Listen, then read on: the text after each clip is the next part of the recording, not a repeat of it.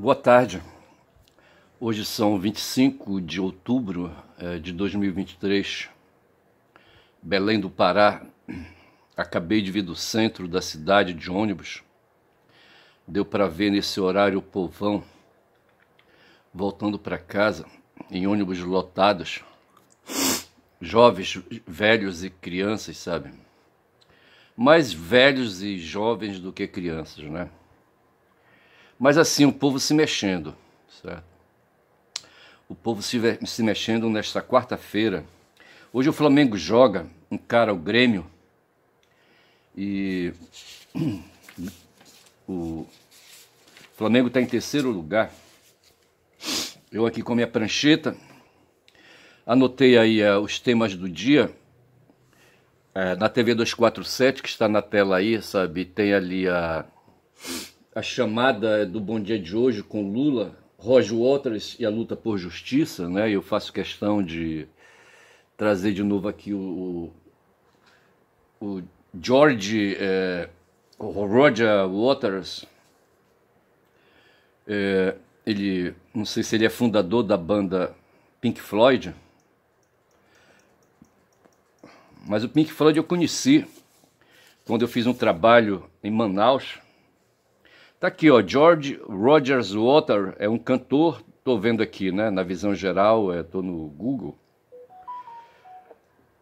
Compositor e músico inglês. É um dos fundadores, tá aí, tá certo, um dos fundadores da banda de rock progressivo, rock psicodélico Pink Floyd, na qual atuou como baixista e vocalista.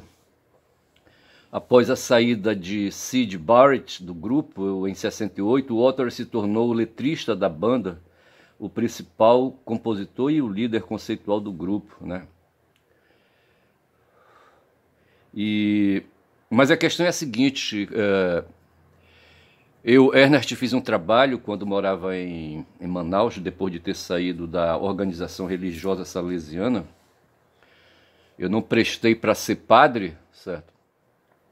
Fiz filosofia e na filosofia eu desengrenei, certo? Saí fora, né? E o passo seguinte seria fazer teologia mais na frente, sabe? E depois aí, sabe? Mas fui professo, certo? Eu professei votos temporários, né? De obediência, castidade e pobreza, certo? Pobreza, castidade e obediência. São 3 votos que o religioso faz. O religioso propriamente dito, certo? Porque tem membros da Igreja Católica, e essa organização na qual eu estava era uma organização da Igreja Católica, mas era uma organização religiosa. Tem um tipo aí de organizações que se destinam a formar padres para tomarem conta das ditas paróquias, né? E eles, em geral, moram... A diferença entre esses padres aí é que eles são coordenados pelo bispo da cidade, são chamados de bispo da diocese, porque a diocese é o espaço administrativo onde o bispo opera, né? O bispo ele é nomeado para uma diocese, de acordo com a lei de organização católica, né? E esses padres aí que habitam as paróquias são ditos padres diocesanos, e eles só professam 2 votos, certo? De obediência e castidade, certo? A pobreza fica um pouco aí enfraquecida, né? Não tem muita ênfase, como tem os religiosos. Os religiosos eles têm que viver em comunidades de irmãos, né? De congregação, certo? Não é possível um religioso morar sozinho, sabe, assim, né, numa paróquia, mesmo porque as paróquias não são destinadas para eles. Os religiosos têm outras funções. Os salesianos, por exemplo, a função dos salesianos era se dedicar à educação de jovens masculinos, certo? Jovens do sexo masculino. Essa ideia partiu de um padre italiano chamado João Bosco. Eu acho que ele nasceu em Turim, certo? E Turim, na época, era... eu não sei, a Turim eu acho que é um estado de Turim, eu não sei, teria que ver isso aí. Vou ficar devendo essa clareada aí, certo? Mas não, acho que Turim é cidade, né? Na cidade de Turim. Eu não sei qual é a unidade federativa aí lá da Itália, certo? Mas era a cidade de Turim, era uma cidade industrial na época, no século XIX, certo? Acho que em meados do século XIX, foi a época que houve a primeira revolução industrial, sabe? De repente se desenvolveu máquinas a vapor, sabe? E as indústrias passaram então a ter mais fôlego, foi quando em seguida foi aperfeiçoando e criando aí mais condições aí, né, de colocar gente para trabalhar nas fábricas, né? E tiravam de dentro das casas o pai e a mãe, certo? E as crianças ficavam só perambulando, sabe, nos bairros, sabe, e nas ruas, sabe, enquanto os pais estavam lá produzindo, né, para os burgueses, certo, para os donos das fábricas. E João Bosco, vendo isso, sabe, ele era um padre, eu acho que um padre diocesano, sabe, se compadeceu disso e começou a trabalhar com o apoio da mãe dele, sabe, uma organização. Não sei como é que ele conseguiu essa mágica aí, sabe, de sair sabe, do âmbito da administração eclesiástica católica, né, e fazer esse trabalho, mas o fato foi que ele fundou, né, uma congregação, né, uma organização religiosa, certo? E ele diretamente, né, começou com o apoio de alguns voluntários a tirar os meninos, as meninas não, certo? Os meninos da rua, certo? Em princípio ele fazia escola aí, né, de reforço, essas coisas assim, ou escola mesmo assim de formação, mas não oficial, certo? E em seguida organizou nos galpões aí profissões, né, cursos de profissões, e começou a ensinar para esses meninos profissões técnicas, né? E com apoio de voluntários, vai ver, certo? Nessa área tipo assim da construção civil, na área de tipografia. Na tipografia na época os jornais tinham muita importância, jornais, revistas e livros, né? Tem um senador aqui no Pará que acho que ele se aposentou já, certo? E ele foi um aluno egresso das escolas salesianas, né? Escolas Salesianas do Trabalho, era esse o nome que tinha. E ele se dedicou à tipografia, né? Mas é assim, por que eu estou falando dessa coisa aí, sabe, de Waters? O que é que tem o Waters a ver com esse senador, sabe? E eu não sei, me perdi. Falava de mim, eu acho, né?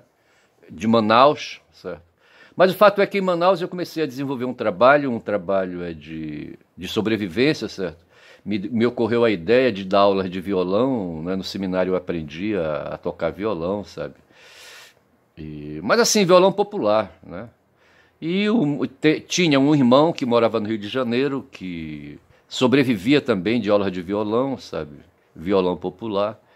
E me ocorreu que também eu poderia fazer esse trabalho. Procurei colégios de freiras salesianas, né, que me abriram as portas, né, para receber a oferta de um trabalho que eu queria fazer. Eu estava formando turmas de alunos e deu certo, colou, sabe?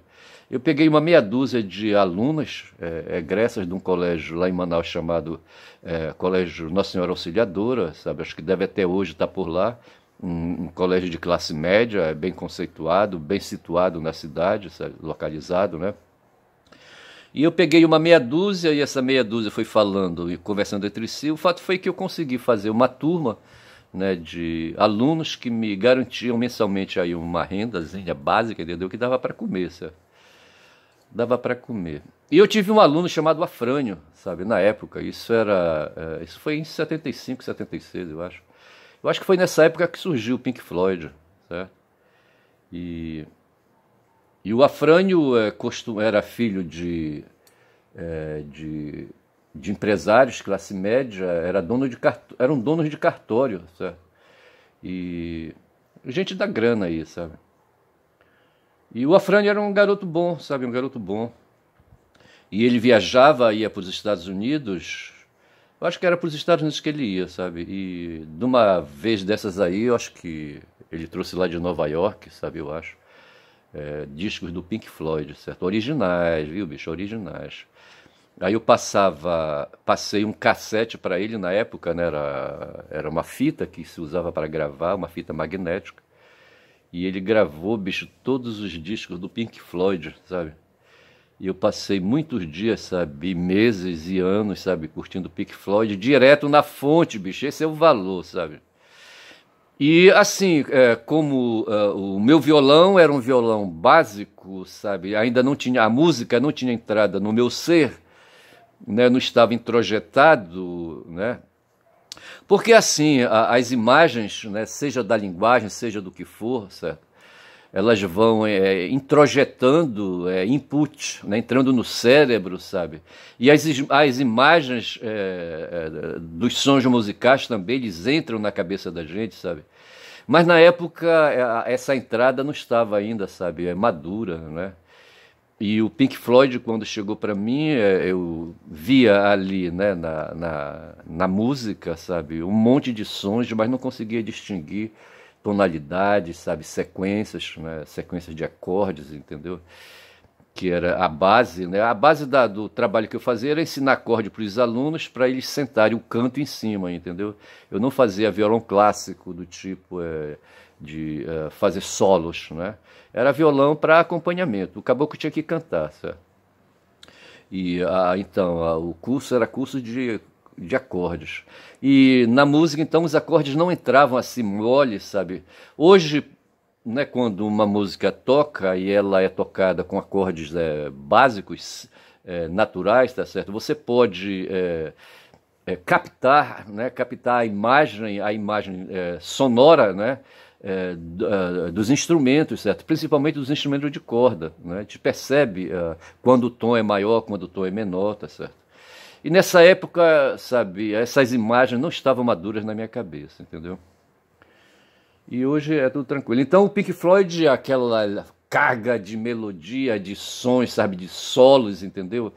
E aqueles equipamentos eletrônicos todos ali, sabe, avassaladores, entendeu? Entrando assim, sabe, pelos ouvidos, sabe, na alma, entendeu? Eu entrava assim, é como se fosse uma montanha, sabe, fosse uma montanha de sonoridades e não dava para perceber. E por ser de uma banda, sabe, assim, uma banda vigorosa, notável, né, surgindo aí, sabe, piorava ainda mais a relação com as sonoridades, sabe. E além do que, ainda tinha a questão da língua, né, que era inglês, sabe, e tinha que topar aí. Mas o fato é que eu não pude, eu não tinha condições de explorar isso com os meus alunos, sabe, e muito menos ainda com o Afrânio. Fiquei devendo essa para o Afrânio. O Afrânio deve ser hoje homem feito, casado, pai de família, certo? Sabe, lá por onde anda o Afrânio. Eu estou aqui em Belém do Pará, certo?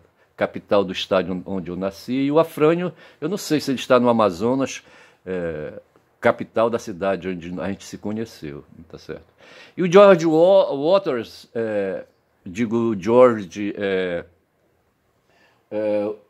Roger Waters, certo? Ele entrou assim na minha vida através do Afrânio, tá certo? Eu tive esse privilégio então de conhecer, veja, nós estamos em 23, em 70 mais ou menos, eu tenho 30 anos, há 50 anos atrás eu conheci, né, o Waters, né?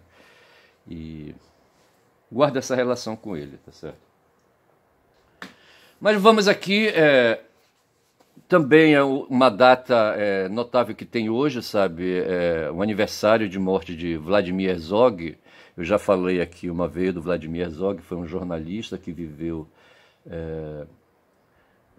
no tempo da ditadura militar, certo? Não sei que década foi, eu acho que na década de 70 também, eu acho, por ali assim. Fico devendo essa aí também, tá certo? E era jornalista, ele era funcionário público, era das organizações da TV Cultura, certo? E foi dedurado por um cara, sabe? Um cagueta dedurou, sabe? Ele como sendo portador de ideias anti-ditadura, anti-revolucionárias, entendeu? Quer dizer, anti-golpistas, né? E foi decretada a prisão dele e ele se apresentou. Foi lá no DOI-CODE, tá certo?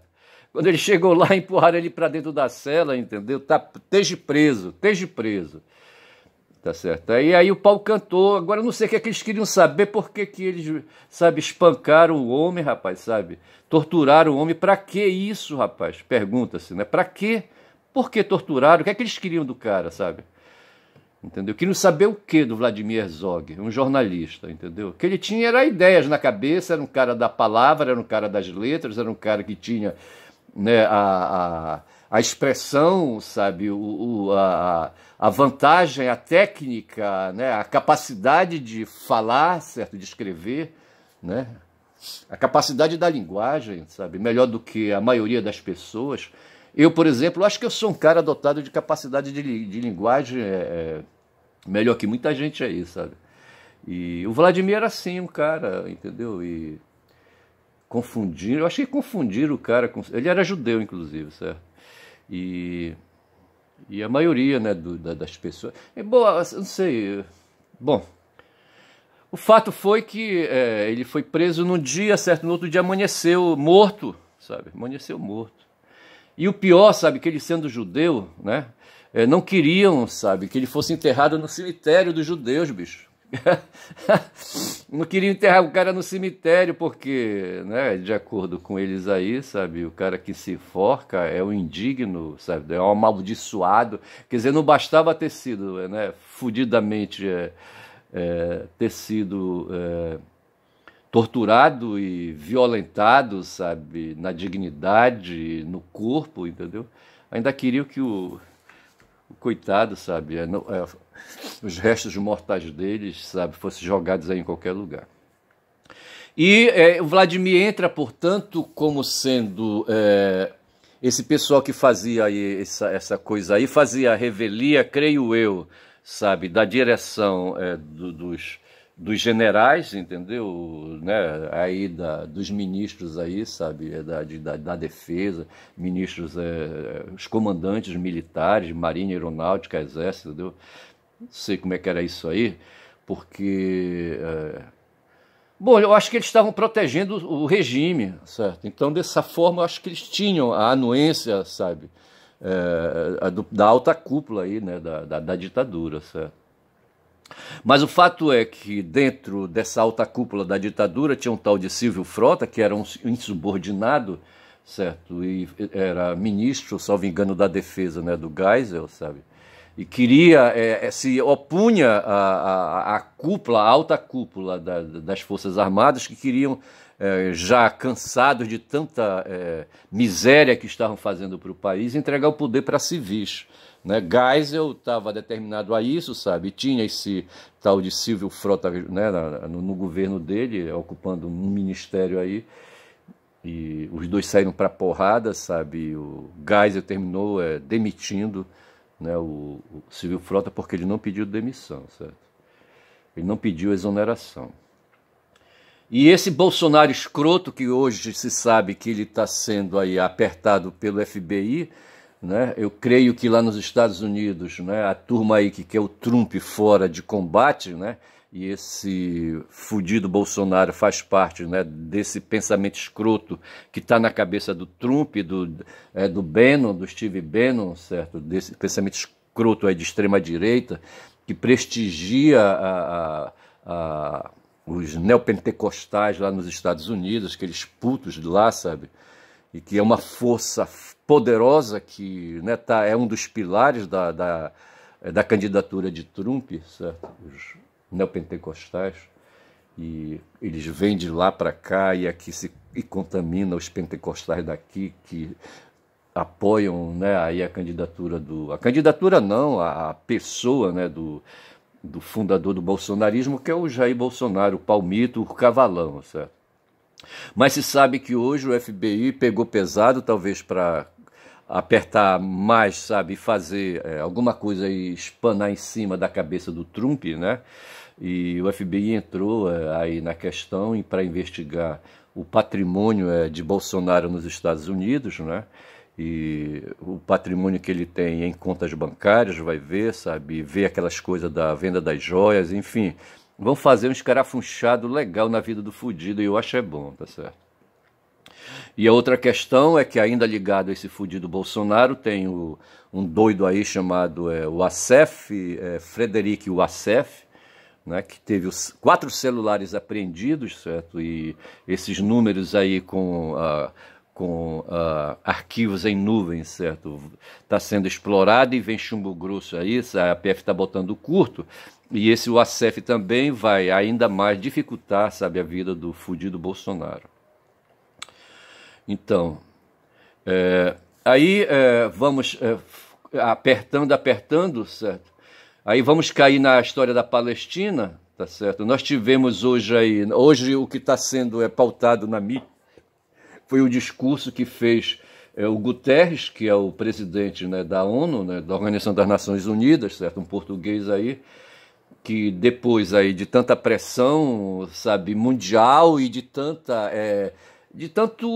racionalidade, porque se compreende que o sionista hoje lá na Palestina, sabe, ali naquela região ali no Mediterrâneo, sabe, são os fudidos aí que acham, sabe, que o que eles podem fazer lá é o que faziam os ingleses no século XIX, entendeu? Os próprios turcos, sabe, para trás, entendeu? E que ninguém tomava conhecimento. Hoje, sabe, as redes, a internet, sabe, puta merda, sabe, não dá para esconder mais isso. E os sionistas, nesse ponto de vista, se fodem, certo? E eu acho bom. Mas o fato é que o Guterres, né, ali no momento, sabe, lamentou tudo o que estava acontecendo, ele está sendo tocado pelas mortes e pelo sofrimento do povo, que hoje está sem luz, sem água, sem comida, tá certo? Não tem, sabe, onde inclusive enterrar os corpos dos mortos, entendeu? Já passam de 6 mil os mortos causados, né, assassinados pelos sionistas de Israel, sabe? E crianças no meio, crianças às centenas. Sinceramente, eu não me comovo com essa história de morte de criança. Para mim, o ser humano, tanto faz ser criança, sabe, mulher, homem, é tudo, sabe, velho, é tudo a mesma coisa. O que importa para mim é a mortandade de seres humanos, tá certo? Eu lamento a morte de cada um, aí eu vou buscar, né, o meu xará, sabe, Ernest Hemingway, entendeu? Que quando perguntaram por quem os sinos dobram, ele respondeu: dobram lamentando a morte, chorando a morte de cada um, aquele ali que está morrendo, certo? Porque a humanidade está perdendo aquele um ali, tá certo? Ele falava isso, né? Essa história que o pessoal tem de quando morre um na cidade, o sino toca, tá certo? E ele falava isso, quando os sinos tocam, né? Ele tem um livro aí, né? Por quem os sinos tocam, né? Dobram, né? Dobrar é tocar, né? Bater, o badalo do sino. E ele dizia assim, né? Que ele tinha um espírito humanitarista, né? Um espírito humanista, né? E ele lamentava, né, que quando uma pessoa morre, seja menino, menina, sabe, criança, o que for, entendeu? Velho, mulher, homem, tá certo?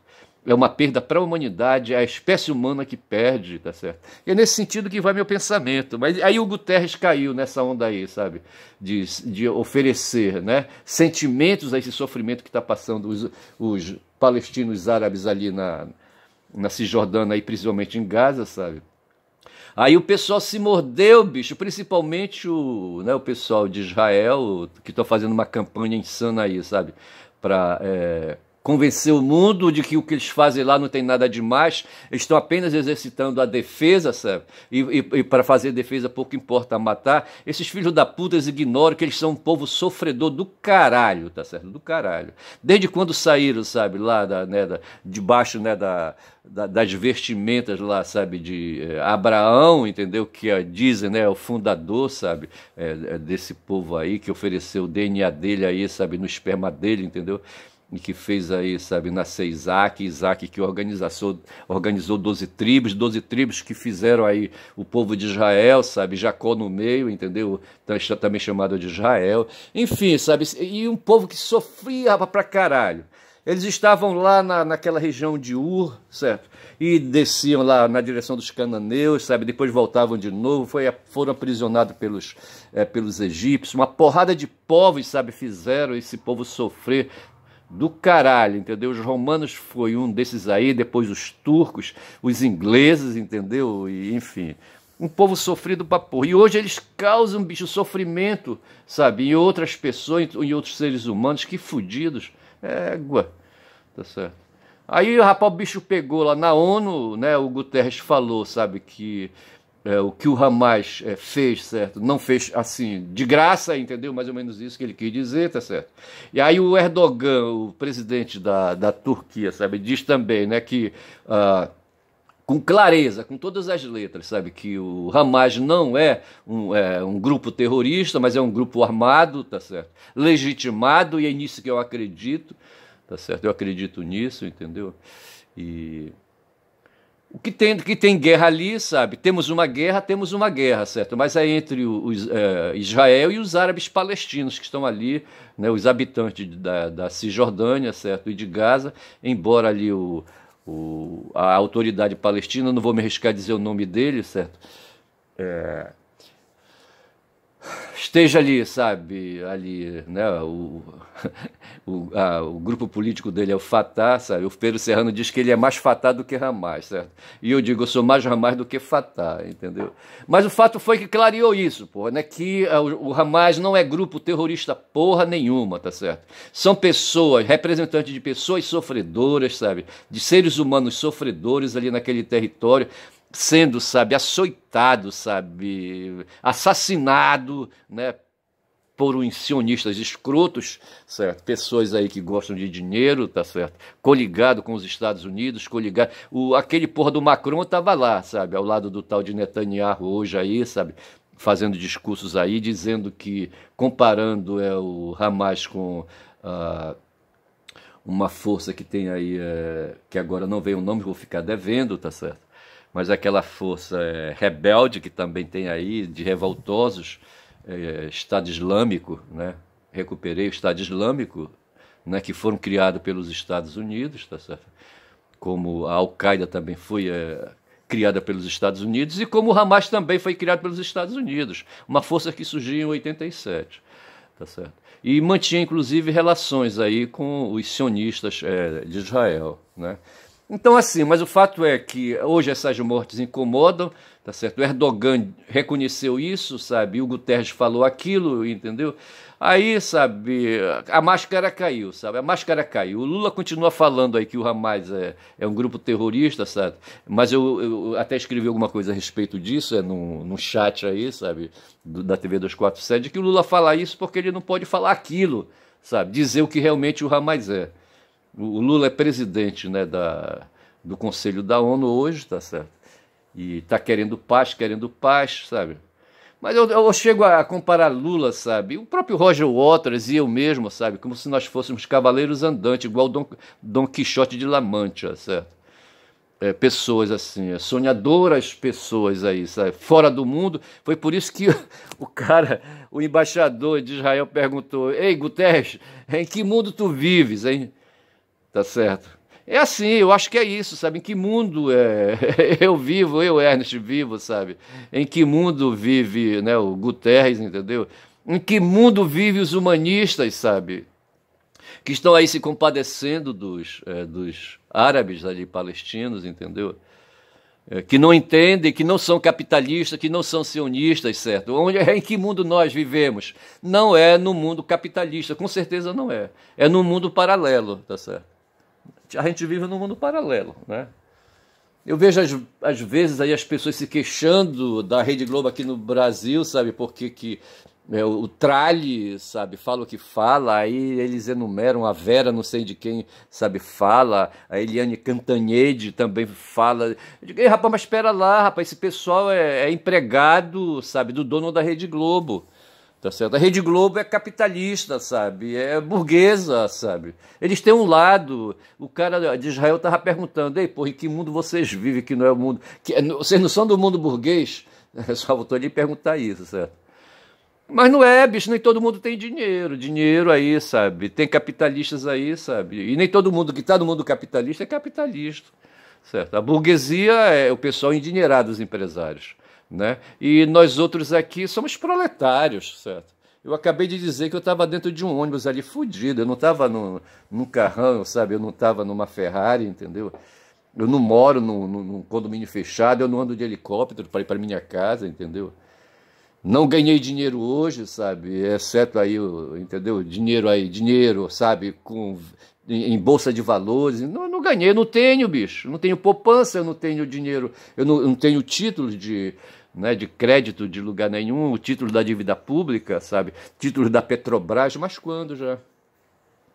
Então é isso, sabe? Eu acho que é essa coisa aí que estreitou, sabe? Que está aí dominando as discussões, sabe? Né? O Erdogan falou aqui, né, que o Hamas é um grupo de libertação, entendeu? Aí, pô, deu uma porrada legal. O ministro é lá do Reino Unido, certo? O tal de Rishi Sunak, né? Estão votando agora lá não sei se é na ONU, né, na Assembleia Geral, sabe? Ou se é no Conselho de Segurança. Se for no Conselho de Segurança já era. Me parece que é na Assembleia Geral uma resolução que os Estados Unidos apresentou, né, depois de derrotar, né, com o voto dele no Conselho de Segurança, né, a resolução do Brasil. Aí ele próprio apresentou uma resolução que é a mesma coisa que eles querem, uma pausa, sabe, para questão humanitária lá, para levar comida, levar, sabe, água e não sei mais o que, entendeu? Mas a guerra continua, eles dizem, certo? O Hamas é agressor, o Hamas sabe, o Hamas é terrorista, certo? É isso que eles afirmam, né, nessa resolução. E o Sunak disse isso, certo? Lá o primeiro-ministro, né, do Reino Unido, certo? Que ele é favorável à pausa humanitária, né? Mas é contra a suspensão dos bombardeios, certo? Vamos matar palestinos, bicho, vamos matar palestinos, certo? Árabes palestinos, né? Foi isso que o filho da puta falou.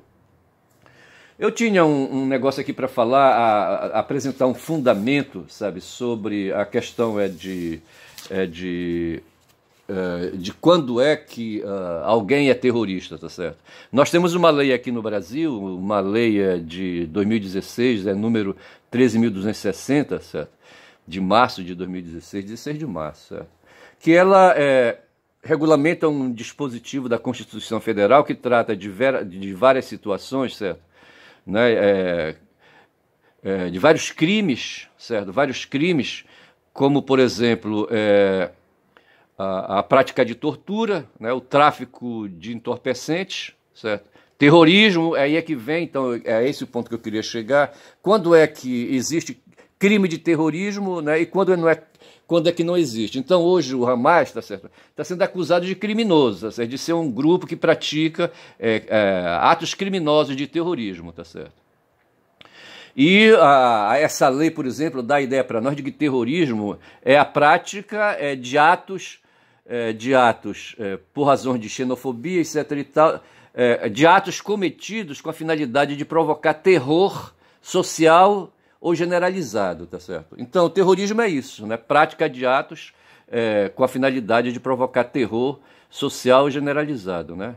Aí, esses atos aí de terror, né, pode expondo a perigo pessoas, patrimônio, a paz pública ou a incolumidade pública, certo? No caso do Hamas, claro que essa lei aqui é para os brasileiros, certo?